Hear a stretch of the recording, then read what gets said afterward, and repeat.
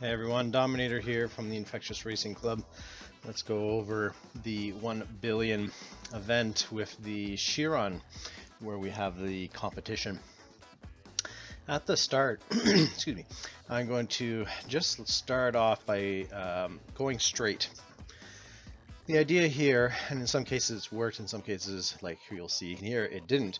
It kind of entices the AI to go to the right, and you basically want to have a clear path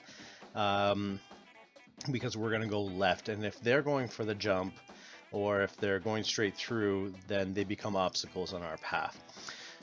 So just at the last second, you'll see here when we start to turn that the two AI on the left here will have made their choice by now, and once you see them go over, then you can swap over too. Now on the jump here, we're going to want to get high so that we can get the 2 barrel rolls, and that way the speed will be maintained rather than that single slow rolling barrel roll, as well as having lots of nitro to get up to top speed. You're going to want, as best as possible here, you want the inside path. Excuse me. So if you have to, ride the guardrail.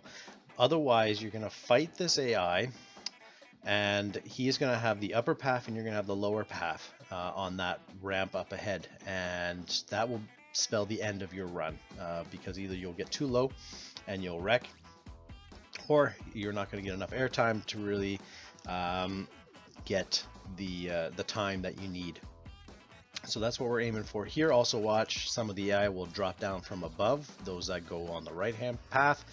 So again, you want to be on the inside part here, or I guess on the right hand side, in order to encourage them to go left to have a clear path for this ramp. We're going to go up the ramp in orange. Now this is going to be a slightly advanced trick. You're going to land, you're going to hit the next jump, make sure not to be too far right, otherwise you're going to smoke that building and it's game over too. And then we're going to swing left so that we can do this next one. Watch for this sign here, or that sign right there, if you really get some good air, otherwise you will wreck on those two. Once we land, we're going to drift basically, and we're going to go left here at this curve. And now because of that, I should have enough for a shockwave, and this little part here we want it through because we can get a little bit of airtime. And then here we're going to drift again, pick up this yellow, and then we'll have enough for shockwave coming out of here. And then we're going to drift some more here and then go into orange so that we hit this jump. You can see here I hit it pretty high. It basically gives me a clear line right across this S-curve, and I'll land nicely right in the middle. Now the idea that I'm going to do here is that I'm going to take the ramp left here, and I'm going to do some 360s over top and come back down. And this one here, I didn't hit that very well. Multiple barrel rolls would be much better, obviously. There's going to be a small drift here just so I can set myself up. Now if you hold it too long, the car will catch, and then you'll find yourself at risk of running into excuse me, the overpass that's just beside that jump, and then that will just really throw you off, and you know, it will cause you some serious headaches and lose a lot of time. Small ramp, small drift. Here I'm turning it off, turning the nitro off, because now I've accumulated enough for shockwave, which is why I want off of this ramp here. Alright, so now that we're down here, I'm going to drift just a little bit so that I don't smack into the wall on the right hand side. And if I do that, then I'm going to have a small problem because I'm likely going to then smoke into the wall on the left. So it's going to just be a ping pong scenario. So I want to line myself up here nicely. Once I do, I'll put a little bit of orange here because again, I know I'm going to get lots of nitro by drifting around this massive curve. So I'm not concerned about, you know, using a little extra here to just get that little extra speed in there. Alright, then we're going to drift. Try not to be on the sidewalk would be ideal. That will slow you down a lot faster. And then I started my shockwave a little bit sooner than I probably should have.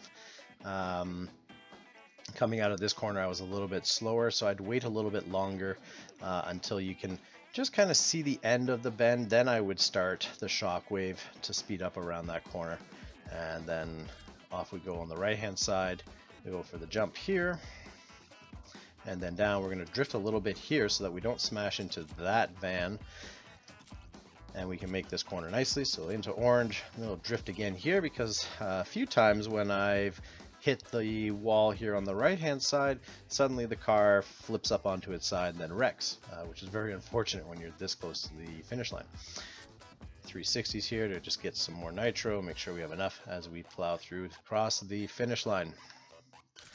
Alright, so that was 108.856, just slightly off of my best time so far.